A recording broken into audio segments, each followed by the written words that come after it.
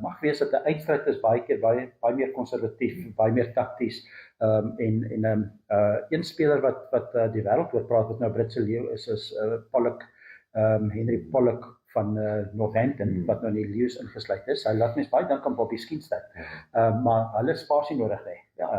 Die ding moet nie, jy moet nie te veel vir Bakkies Botha en Daniel Rousseau nodig hê nie. Jy soek spasie.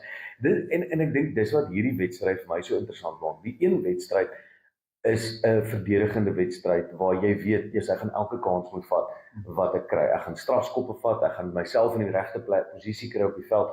Maar die ander wedstryd is in hierdie wedstryd dat die een span in Bordeaux wil daai French flair wys. Hulle wil hardloop rugby kyk. En as jy dan kyk na die twee spanne, dis my opmerklik dat die Franse het gemiddeld 10 meer punte per wedstryd as Northampton.